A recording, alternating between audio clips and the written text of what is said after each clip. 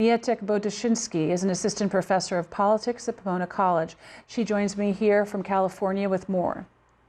So Mietek, General Khalifa Haftar hasn't agreed to this ceasefire. Is there any likelihood that he will?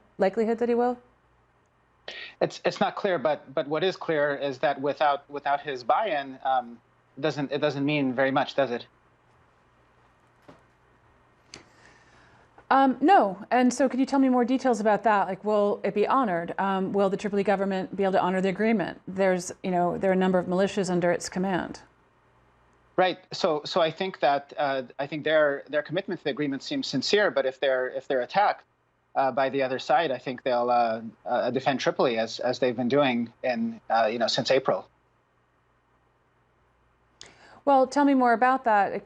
Do you think that anyone's going to be able to have a peaceful Eid or not? I mean, or it's just sort of a wild card at this point? And if they do, would that even leave the possibility for peace in Libya anytime soon? I think it would be a great confidence-building measure if both sides respected the ceasefire, and these kind of ceasefires during religious holidays are not a new thing. As you noted in your reporting on Yemen just a few moments ago, there's an effort there in Aden to do the same thing. But the record, of course, if we look across other conflicts and attempted ceasefire during religious holidays, is really mixed.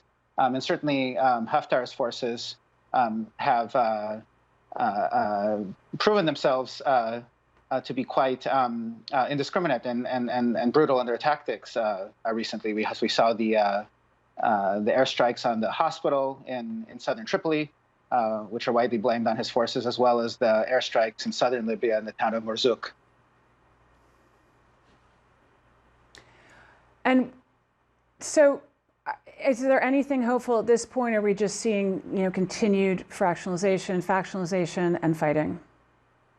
Well, it's certainly hopeful that the international community is getting behind this, that there was a UN joint statement, that the European Union is behind it, and others. But I would say that, so long as some of the international actors that are involved in this conflict don't respect the internationally recognized government and instead are picking sides, picking their favorite militias and so on, then there isn't much hope.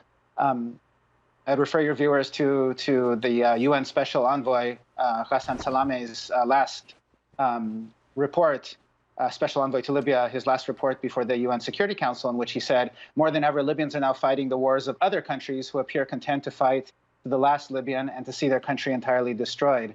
And I think that was one of the most powerful things he said, and one of the most honest things he said. And so here there's some international actors, Egypt, United Arab Emirates, and so on, that I think need to be called out for their support of the so-called Libyan National Army in particular.